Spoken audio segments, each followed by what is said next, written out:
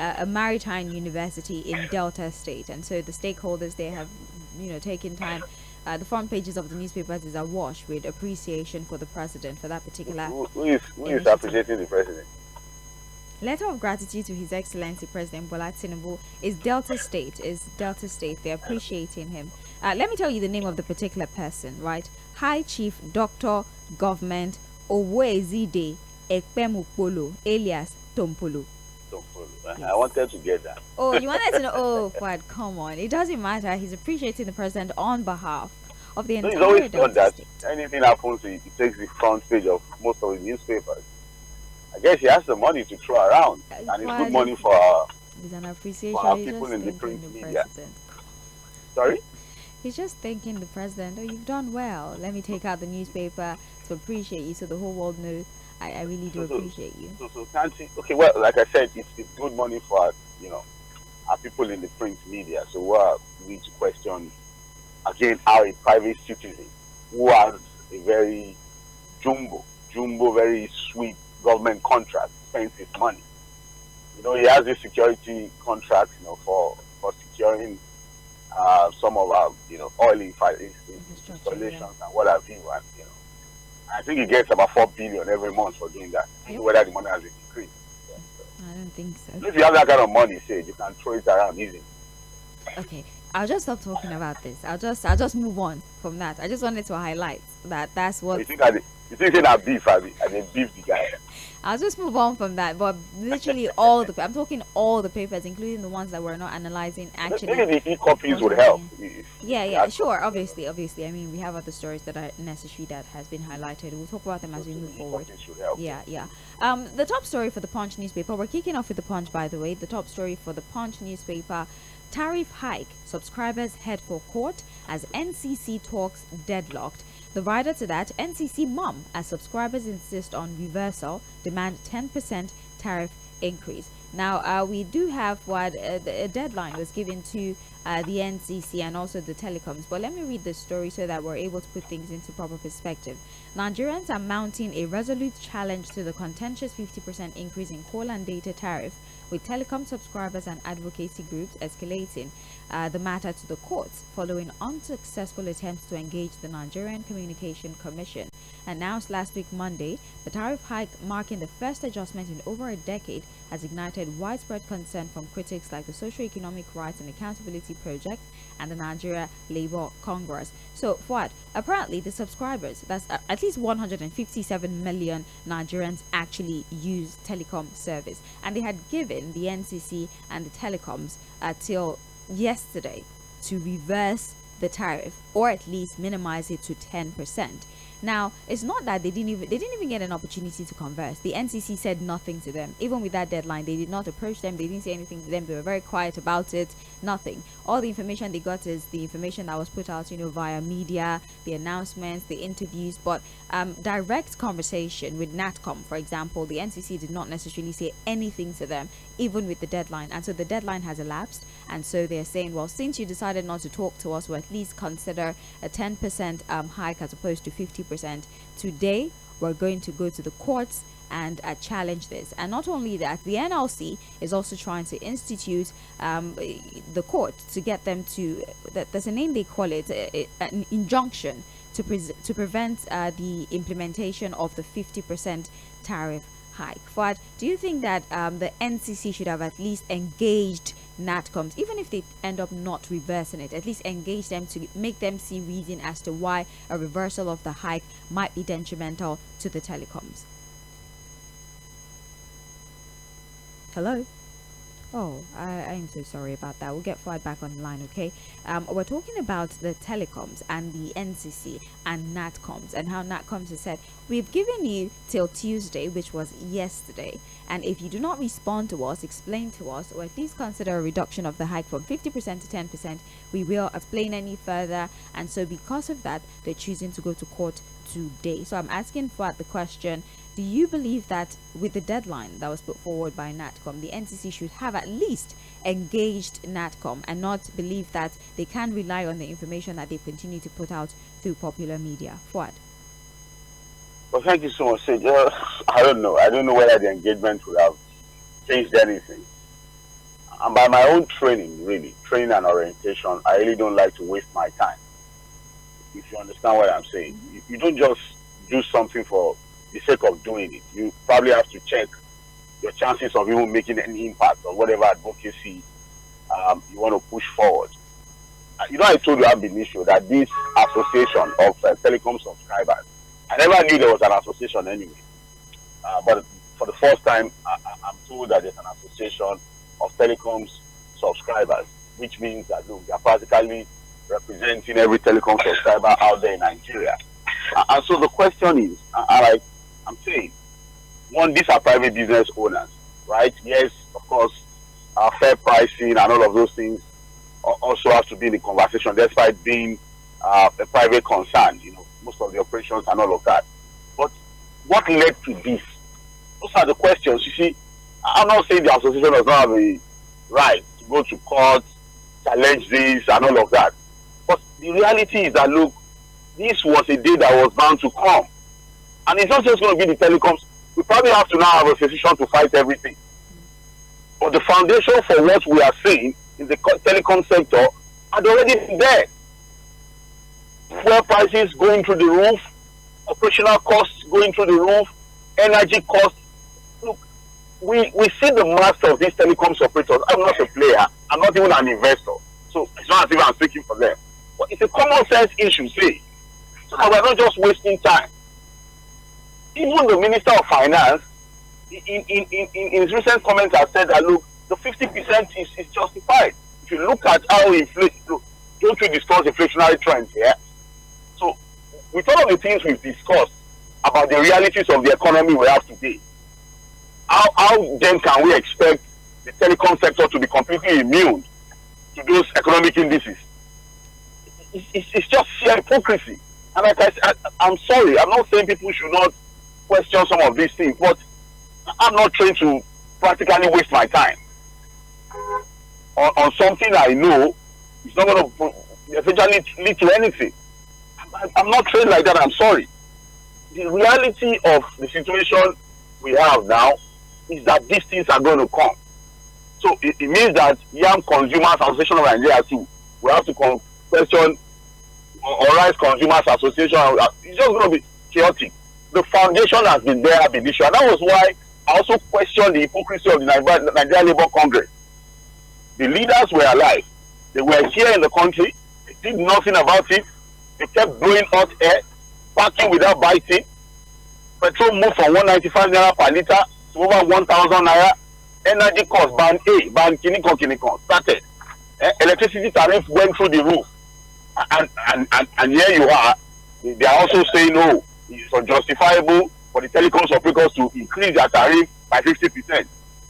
So I'm sorry, people can go to court. Luckily, they are already in court. Whatever comes out of the court process, good luck. But I'm sorry, as a subscriber, I'm not going to go into this kind of battle. It's going to be sheer hypocrisy. Right, but then again, you don't believe that regardless. I can understand that even the NCC might believe, well, a dialogue might not really solve anything, but just for the sake of conversation, for the sake of resolution, the NCC should have at least responded to the multiple letters that were sent to them by NatComs and the call for dialogue. Just talk to them, and that now you have justification. We've done the best we can to explain to them one-on-one, as opposed to just reading it off at the pages of newspapers. The NCC's refusal to actually engage NatCom directly, you don't think that may be exacerbated? Well, I don't know why the NCC refused to engage, and it's shocking to say the least, because it was probably going to have been an easy thing to deal with. Just explain, these are the situations, these are the issues, or maybe they were expecting the solution to be majorly from the telecoms operators themselves, and those ones have given out several reasons. They were even looking for 100%. Yes. I'm sure somehow they had to get a deal done, between themselves and the NCC and the government. But again, whether they engage or they don't engage, what I'm saying is that, look, at the end of the day, all of this thing is going to end up amounting to nothing. Okay. Because the foundation for what we have has already been laid. This was going to come, and more will come. It's not a matter of being a doomsday, some prophecy. But the fact is that, look, these things are going to happen. More will happen. Look, it's not just about telecoms now. Almost every service you have there has gone up. Almost all the price of almost every product has gone up. And you keep getting the government telling you we're going to do something about. Now, look, we seem to now be in a situation where the government is telling you that, look, it's complete capitalist system we are running. We are not interested in price control. We are not regulating anything. We are left in the hands of these private players. Let the market forces determine. A very wobbled, corrupt market forces that we've created. I'm saying that, look, we cannot expect the telecoms operators to be immune from the economic situation that has been created by the policies of the government. And so they should not be the ones who are going to be fighting. It will be sheer hypocrisy to do that. All right. Well, that's on page 29 of the Punch newspaper. Now, let's talk about our brothers in diaspora. The Punch tells us that 3,690 Nigerians listed as U.S. mass deportation continues. About 3,690 Nigerians in the United States are faced with deportation as Trump cracks down on illegal immigrants in the country.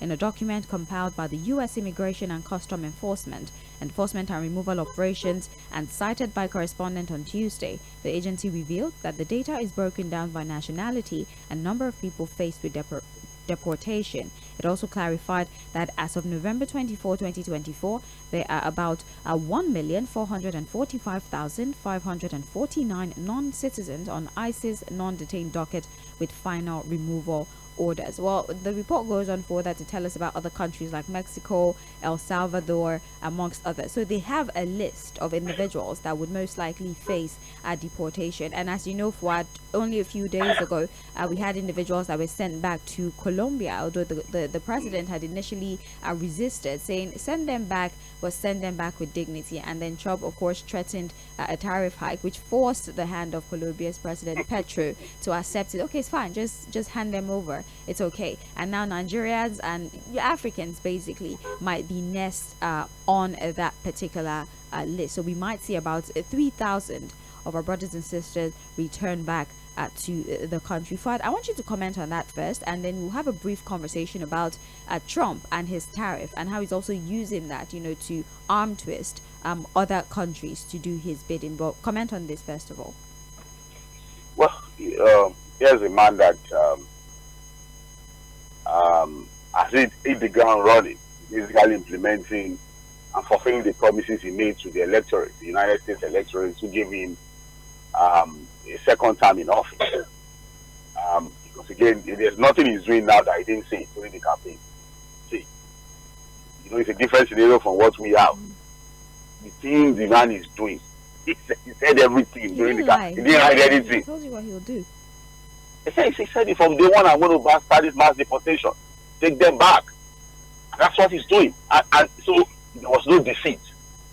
So he's a man who is doing exactly what he has said he would do. And these are the things that gave him the mandate. And so it's just what it is. It's just a message for the rest of the world.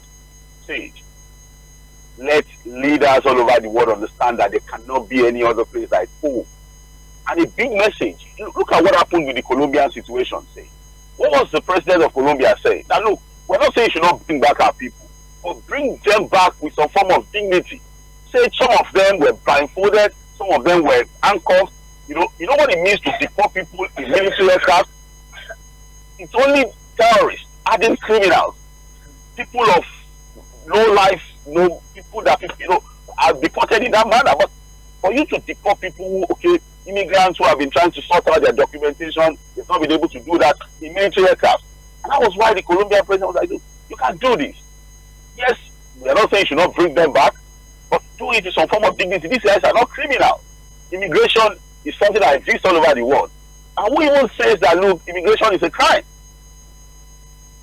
And to even think about it, the parents of even the president who is deporting everybody today also came into the U.S. as an immigrant. What? His wife is an immigrant. She came in for a beauty contest. She came in for a beauty contest. He saw her and worked papers for her and her family. And her family too. And her family. So what are we saying? But again, we can say what we want to say. The man had told the electorate what he would do. They gave him the mandate to do what he's now doing. So who are we to question what they are? We should take care of our own homes. fix our own problems.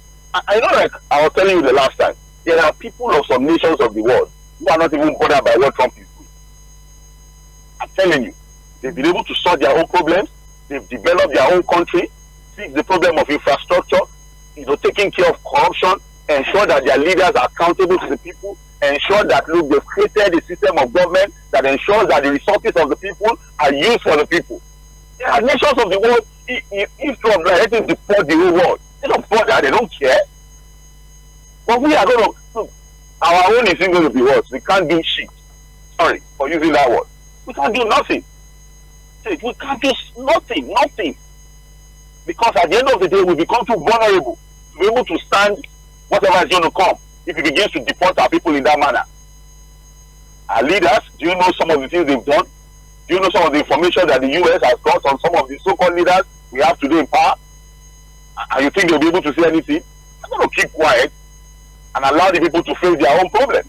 But it is what it is. A big message to our leaders: fix this place. There's no place like home. What? But then, let's expand the conversation a little bit and maybe not allow sentiment to sort of, prevent us from seeing things from a different perspective, right? As much as the whole deportation thing might be emotional, because a lot of people went through a lot to actually get into that country and they've started establishing themselves little by little, but he's not necessarily against people coming in. He's primarily against people coming in via illegal means. So it's not like there's a clampdown on people accessing America, at least according to the information that we have. The problem is people coming in illegally who don't have papers. So do you think that maybe if people went in legally, they might not be victims of this mass deportation and they wouldn't have to worry about Trump's clampdown? What do you think? See, the founding fathers, I'm sure you listen to my Sarkozy on song. Yeah, I know, the Native founding Americans fathers of the US, that's why they call it the nation on the hill. Yeah. It's supposed to be a country of dreamers from all over the world just coming. And you can come in through different means. What they've done is, look, no matter how you come in, so far you are not a criminal, so far you have not committed crime, you have not gone against the laws of the land. There are different paths for you to get documented. You understand what I'm saying? Yeah. Look, a lot of the people today who have made big impacts in what US has become today, some of them came in through the so-called illegal means you are talking about. But the paths were created for them to integrate into the society and get documented. What we are saying is that this cultural anxiety, this idea to demonize immigrants, is working in the favor of these white supremacist, racist guys who are quietly just hiding under this idea of, oh, they are criminals. You know what it means to say, oh, they are coming to kill us, they are criminals. Yeah. And you check, most of the crimes that are committed in the US, for example, how many of them have been done by immigrants? The shootings, for example, say, how many of the mass shootings you've seen in the US are actually been done by immigrants? They're done by Americans. It's done by Americans, but you see, politicians are the same thing all over the world. The difference is in the structure of the institution that's able to take care of them and their excesses. But in the same thinking, the same pattern, what they do is to frame the issues for their own political benefit. And so basically what Trump has done is to look at this syndrome of cultural anxiety, the racist tendencies of the people that have dominated them quietly. And what he has simply done is to latch on it, create the framing and narratives to suit his own political interest. And that's what is working for him. But speaking of political interest, Trump also seems to be weaponizing tariffs. He seems to be using it as some sort of tool to get countries to obey his biddings. And Colombia happens to be the most recent of such countries. But then again, there was a conversation with the Director General of the World Trade Organization, Ngozi Okonjo-Iweala. She had a lot of things to say about Trump's insistence on tariffs and the influence, the ripple effects that it would have on economies of the world, seeing as we're a global village, we're all interconnected, and she has an opinion on the long-term effects that this tariff is going to have on other countries. So don't take my word for it. I'm going to actually play that. It's about 3 minutes long-ish, so that we can actually hear from the horse's mouth and have a conversation around it. So stick around, listen to Ngozi Okonjo-Iweala and her perspective on Trump's tariff, amongst other things, and then we'll come back for it and I will have a conversation about it. Stick around. Over this past 5 years, at least since I've been Director General of the World Trade Organization, trade has been facing challenging times with increasing protectionism and protectionist measures not just by the US but several members. And that has been a cause for concern. But against that backdrop, I want to say something. When you look at the numbers, trade has been largely resilient. Trade, at $30.4 trillion is higher than the pre-pandemic peak. That's one point. Second, our latest numbers show that 80% of world trade is still going on WTO, most favored nation terms. So there's resilience, but yes, there's cause to worry. We're seeing increasing fragmentation and protectionism. We've done some work and we've shown that if we break into two, let's say, geopolitically divided trading blocks, we would end up with a 6.4% loss in global real GDP in the longer term. This is huge. This is an impact on everyone. And it's up to this is $6.7 trillion loss. It's like losing the economies of Japan and Korea combined. So we don't want to see this increased fragmentation because it's not good for it. First of all, the WTO provides the forum to actually discuss and explore this problem. When you have complaints against a member, you launch your studies, you demonstrate how this is harming your economy, and then there are remedies that you can follow. So you're not panicking about the Trump administration? I'm not. To say that, yes, I have concerns, but I'm not panicking. I feel, actually, I've been saying to members here at Davos, let's chill. Let's not get too overexcited. And to our members, I've also been saying, look, let's not do any tit for tat. It's not when you hear something from one member, you immediately apply counter tariffs or do something else. Let's have a considered approach. We do have methods to deal with these issues, need to defend themselves, right, amongst their population. So I'm not surprised to hear that. But I do think that we have very responsible members, of which Canada is one, the EU, the US, and that they're trying to follow the paths. I've seen the EU launching investments. China is doing the same. They have complaints against the EU, and we've said the same to them, and they're actually following that path. And there are very tough discussions going on between China and the EU now. So what we're trying to do is encourage greater transparency among our members, so we get the facts and we can actually have a considered and mature dialogue. That's what we want. We want not tit for tat. Look, we've been there before, Farid, when we had tit for tat. In the 1930s, the Smoot-Hawley Act resulted in this, and it worsened the Great Depression. And we've seen this movie before. So I'm encouraging members. I know we love reruns of old movies, but I don't think this would be a particularly good review.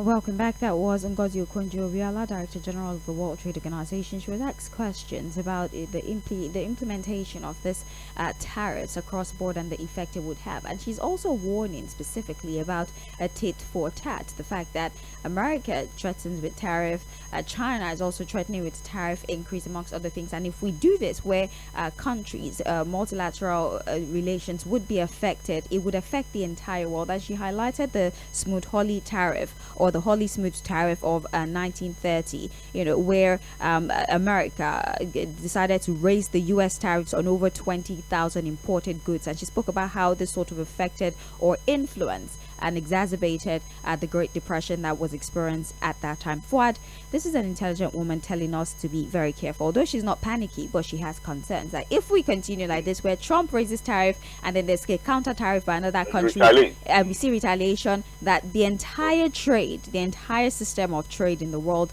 there would be a disruption and it would affect every single one of us. Fuad. Well, as a teacher of the WTO, it was brilliant, very brilliant submission there in that exchange with Farid Zakaria of CNN.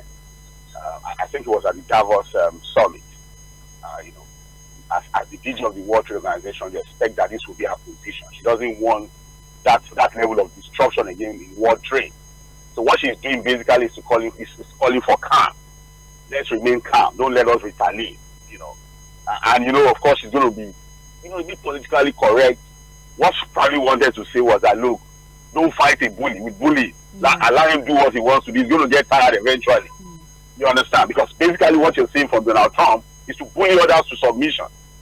He uses derogatory words. You say no to him. He threatens you with tariff increase. He's done that to China, and I'm sure China will just look at him and shake their head. You don't know what you're doing. At every step the US is taking now, China seems to be taking double the step. Yeah. Look at what has just happened with AI, the innovations in the AI sector. They got a shocker of their lives. The United States has just got a shocker of their lives. You know, so while Donald Trump is preaching protectionism, look, the spaces is going to leave. The vacuum is going to create for the US in the global space. There are nations that will take it off. It's as simple as that. You say you don't want it again, we fill it up. And I keep asking people this simple question. What made America what it is today? It is that ability, that capacity to be the dominant global player, the big brother, spread its tentacles and arms across, you know, the world. And if a mother has come in, who basically rode on the sentiment because of how much it's been able to dominate the global space, because of how much it's been able to create an opportunity for dreamers to come in. So it's of a very bumpy ride, very disruptive. But at the end of the day, what will happen? Nothing will happen. The heavens will not fall. I have a lecturer that will always tell us, would the heaven fall? It will not fall. You can't change. Some of these things are things we've seen before. This tariff war in the past had led to the Great Depression of the past. Yeah. That's what Ngozi was saying. So I'm hoping that other nations of the world are going to be more responsible in their response. Are going to be more cautious, you know, in their response to whatever Trump will be throwing around. But at the end of the day, the heavens will not fall. I'm hoping that look will survive this time. But at the end of the day, it's a message to the rest of the world. Take care of your own backyard. Take care of your own home. There's a lot of cultural resistance now out there. People are becoming very apprehensive. Unfortunately, the dogs they are saying you are coming to take, they cannot even do it. It is still the immigrants that will do it for them. Well, that particular story is on page 2 of the Punch newspaper. It's so unfortunate that we don't even have that much of a say in all of this, really, because we're just there at the receiving end. Whatever happens, what can we do? Can we threaten the U.S. with a tariff hike? It's a question. The whole giant of Africa. What are you saying? But I'm asking you, can we threaten the U.S. with a tariff hike? We are the giant of Africa. What are you saying? You're not answering my question. Can we threaten the U.S. with a tariff hike? And I'm telling you that the giant of Africa, we have a say. Okay. I appreciate your optimism in all of this, and I wish I had it too. Thank you so very much. I know Lelu now. Okay. Okay. We have mouths to eat the rice that is imported into the country. That's the mouth. But it is what it is, and it's quite sad that we can't. People just look at us and say, "You better behave yourself." It's very sad, but we're making progress. I mean, we're making progress. I'd like to. Why not? No. It's unfortunate what we found ourselves in. A nation blessed with a lot of resources, you know, a lot of human resources, natural resources. We shouldn't be a beggarly nation, really. I feel, you know, a lot of times I feel very bad when I see our leaders running after grants, loans, you know, going beggarly all over the world looking for some of these ridiculous things that are going to keep us underdeveloped for so many years to come. But again, like I've always told you, God has blessed us with all of these things. But leadership, visionary leadership is what is missing. I mean, come on, Fuad. We should be able to negotiate. If you don't do what we want, there's no crude for you anymore, and countries will be shaking. But then we can't. Are we the only ones with crude? We're just going to move on. How do you the biggest ally they have? Our crude is sweet crude, Fuad. Our crude is sweet crude. It's one of the best in the world. Okay. You know that. But unfortunately, it is what it is, and we're going to move on from that story because I don't like the trajectory of this conversation. The crude that you used to borrow money. Do you know how many forward sale agreements you've done with your crude? Fuad, I'm reducing your microphone. If you're just joining us, this is Trends in the Papers on Mainland 98.3 FM. We're reviewing the stories on the papers. There's not a lot of stories on the front pages of the papers this morning, but not to worry. We'll pick out important stories and actually have conversations about it. One of such stories is actually this report in the Punch. Presidency fumes as El-Rufai criticizes government, urges opposition to unite. Now, the ruling All Progressives Congress has knocked former Kaduna State Governor Nasir El-Rufai for accusing the APC of poor leadership and encouraging opposition parties to set aside their differences and form a united front on the 2027 election. This was as the presidency accused the APC chieftain of treachery over how he had been dragging the federal government and the ruling party recently. El-Rufai had described the state of governance and opposition in the country as a national emergency at a conference in Abuja on strengthening democracy in Nigeria on Monday. Now, let me tell you one of the things that El-Rufai had said. I'll quote him now. I'm reading verbatim. He says, "I no longer recognize the APC. No party organ has met in 2 years. No caucus, no NEC, nothing. You don't even know if it is a one-man show. It is a zero-man show." And El-Rufai urged political parties to set higher standard for candidate and delegate, noting that the Constitution's minimum requirement of a secondary school certificate should not suffice for party nomination. Fuad, we have El-Rufai, a member of the APC, or as we would like to believe, who's saying that maybe it's time for opposition to actually do more, especially some provisions with regards to the quality of the individuals that are being posed. There should be some adjustment. For example, he doesn't understand why a school cert is all you need to actually run for the position of somebody who will govern the affairs of over 200 million people. And he's saying, he's also encouraging the coalition, come together, pull your resources together, and actually give the APC a run for their money. Well, the APC is very displeased with this, and they're calling him a treacherous person, or they're accusing him of treachery, so to speak. Fuad. Well, Malam Nasir El-Rufai, I knew a day like this would come. He would eventually voice out his displeasure. He's going to voice out his disappointment about the structure of the party, the APC. One of the very influential members of the APC, right to the very moment when Asiwaju Bola Ahmed Tinubu was going to become president. He did everything, right from the way the party was formed as a coalition to when, of course, very also influential as governor during the 8 years of Muhammadu Buhari, and of course, very influential too to how President Bola Ahmed Tinubu emerged, one of the northern governors who stood their ground on the issues of rotation of zoning of the party's ticket to the south. So you can't begin to question the amount of influence he had on what the APC has become as a party today. But today, he's seen his influence dwindle completely as far as the APC is concerned, to the point where he could not be passed when he was nominated to become a minister, despite all he had done for the party. Again, it's a case of people of the same party fighting themselves. But on the statement he has issued, that look, for 2 years now, no net meeting, no caucus meeting, no nothing. It's almost like a one-man show. He doesn't know whether it's a no-man show. He knows what exactly is going on, and he's still trying to sound politically correct. He knows that as it is today, there's only one leader for the party, the APC.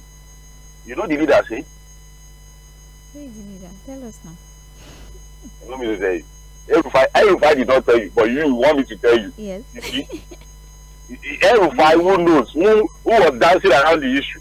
He doesn't know whether it's a one-man show or a no-man show. Yeah, I know El-Rufai. But your chest is strong. Sorry? Your chest is strong. Tell us. If El-Rufai, a former governor, said he's not strong enough to say the way it is, it's just me here. A very poor journalist doing my little job here. I have that.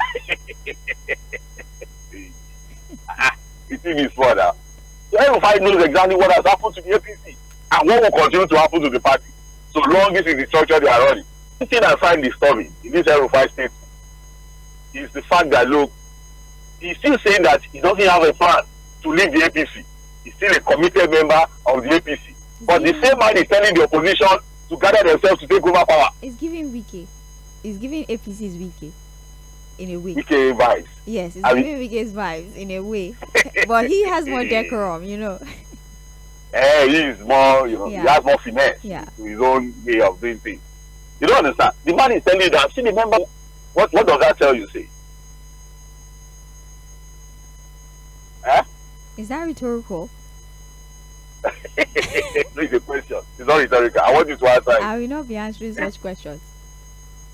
Okay. So, but at the end of the day, again, Malam Nasir El-Rufai will come out one day to say things like this, and he's already saying it. Well, I don't know whether this gives us an inclination into what is going to happen ahead of 2027.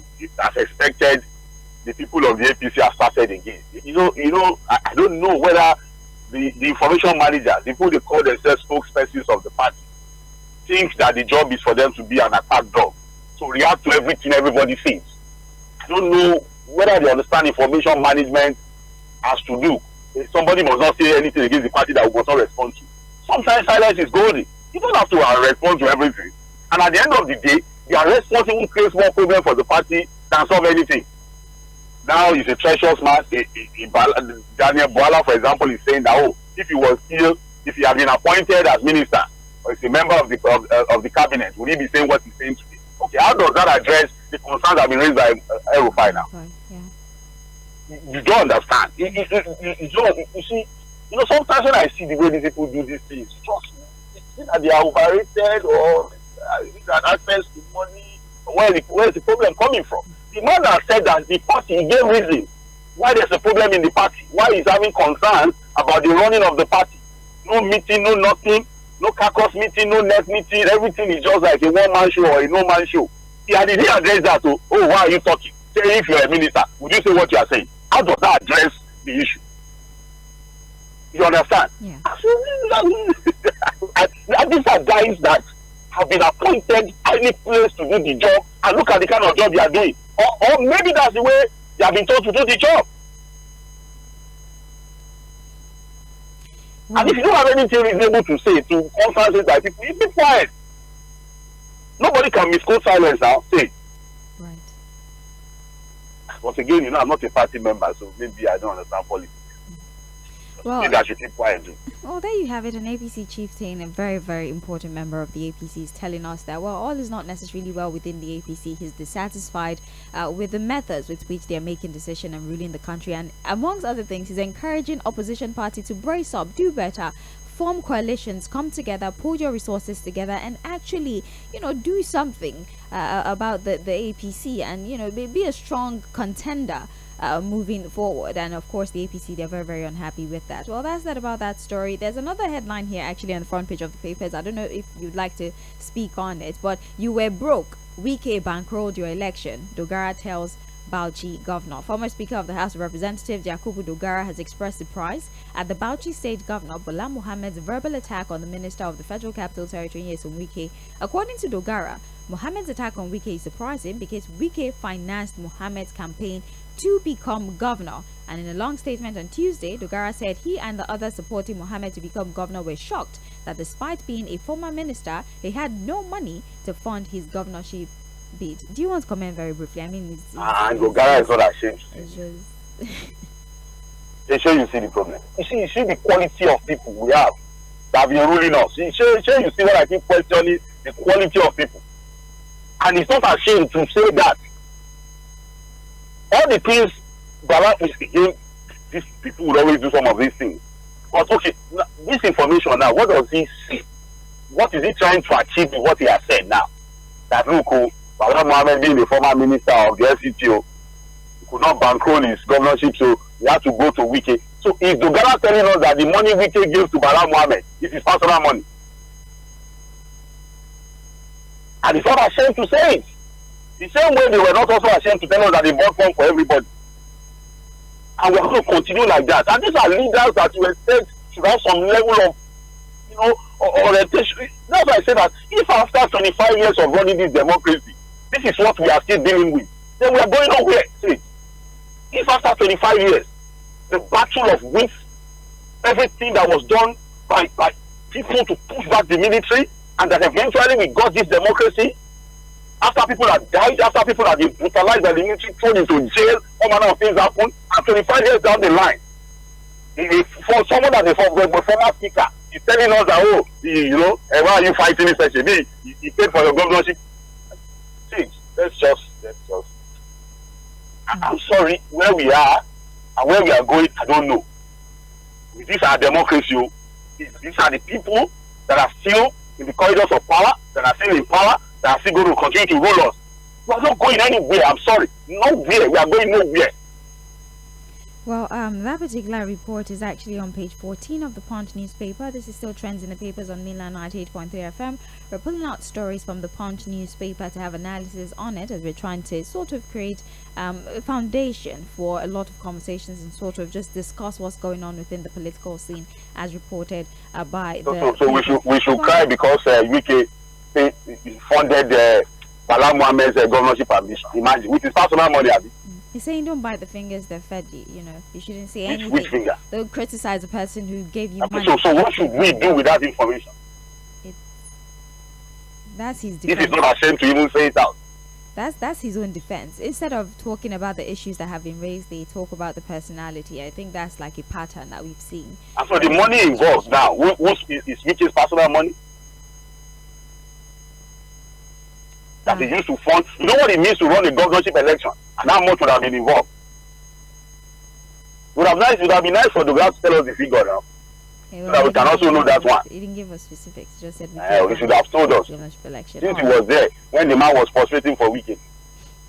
Well, as much as Donald Trump is sending people back to their countries, Nigeria is also doing the same thing. Federal government deports 828 illegal migrants, tightening border security. The federal government says it has deported 828 illegal immigrants in 2024 as part of its intensified effort to combat irregular migration and enhance national security. This is as the Minister of Interior, Olubunmi Tunji-Ojo, disclosed in a media rally in Abuja. So he said in the last 1 year, 137 victims of trafficking have been intercepted, and in 2004 alone, 828 foreigners were repatriated by the Nigerian Immigration Service. Fuad, as you know, a lot of governors, stakeholders within the security architecture have complained that a lot of the crimes that we see being perpetrated, the banditry, are done by foreigners, and so we're seeing efforts to send certain foreign, or repatriate seems more accurate, back to their country of origin in a bit to fight insecurity in the country. I look at the number,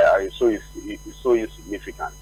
But it's almost 1,000. I mean, think about it, it's about 1,000 people. No, with the way people are pouring into the country, if I had only done about 800 or something. Yeah. You understand what I'm saying? Yes. We understand the situation of our borders, whether in the south or in the north. But I was hoping that there will be more details about the nationality of those that have been deported. So we know where they're actually coming from, where they were arrested, who they were, and all of that. But the story didn't give that detail. But I just think that. But again, well, it's just that it's not really a story that. You don't think 800 is significant enough? I don't think so. We should understand how people troop into this country, pour into this country from different parts of Africa. You know, how porous our borders are. You understand that number really. Okay. It's not as significant as you expect. Really, it's about dealing with troublemakers who are coming into the country. All right. But the problem of undocumented migrants. Well, let me give you a number that you might consider significant: 200 million, and that 200 million is apparently allocated for phone calls within the budget. Okay, let me give you the story. Yes, the Ondo State's budget earmarked 200 million for phone calls. I'll give you the 200 million. PDP knocks Aidatiwa as lawmakers get 200 million for phone calls. They are tagging that budget a budget of looting, as they're highlighting certain provisions, right? It includes 200 million for lawmakers and 280 million for the Speaker of the Ondo State House of Assembly for phone expenses. They're highlighting that particular part of the budget. Why are you laughing? That's in Ondo State, I mean. Yeah. You know, we talked about Bauchi too. Bala Mohammed was going to buy how many computers? Yeah. 6 computers of 400 million. They might be high-grade computers. They might be which Alienware. You don't know that. And in that budget, your phone call. Yeah, 200 million for phone expenses. And for the speaker, how much? 280 million. For phones? Yeah, phone expenses. Who is he calling? I mean, well, tariff has gone up.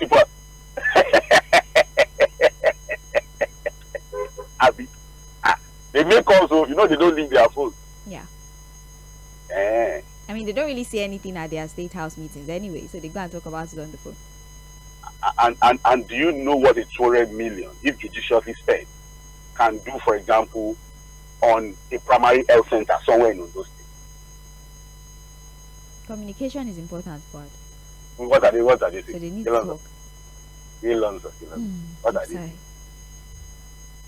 You see, anyways, thank God that, this is the PDP, although it's the case of the case to call it the pot black. Because they didn't say anything when their own Bala Mohammed, who is also a PDP member, did the same thing in Bauchi. And I told you, we've been questioning the federal budget. It's everywhere across across every state. And that's why some of us are still telling the president, this aggressive revenue drive, we want to make money for government. You see? They go on. See the way they are spending the money. Well, there you have that particular report. We actually have to go now forward. The Guardian mostly just highlights the withdrawal of Niger, Mali, Burkina Faso from ECOWAS. Yeah. As you know, the deadline it's over, and they're still insistent on Not for security concerns for me, yeah, so not even economic concerns. Yeah, it's regional what's security. the level of trade? Regional security more for me. Because what's the level of trade really that we have with this nation? In fact, I think in the report they said that the entire contribution of those three countries to the GDP of the West African sub-region is not up to about 5%. You understand? These three nations that are pulling away. So for me, it's about the issue of shared intelligence when it comes to security. So those security threats from the Maghreb region. You understand? If we don't have access to shared intelligence with these nations, what happens to us? That's a major concern for me on this matter. Right. Well, regional security is also what the Guardian is highlighting. We need to say, because these are more like our immediate neighbors. So anything that happens to us, it can actually come through their back door. I mean, that was the basis of the Russia-Ukraine war. You cannot bring my enemies closer to me. That's the basis of it. So there are concerns that if our closest neighbors are turning their back on us, what implication would it have on our security? It's on the Guardian newspaper. It's actually on the front page. We have to go. We're due for a break. And when we come back, we'll go to Mainland Focus, highlight some stories and allow for further discussion. I'm Sage Babalolafa. Thank you so very much. We'll be back in a bit. This is the Morning Express on Mainland 98.3 FM. We'll be right back.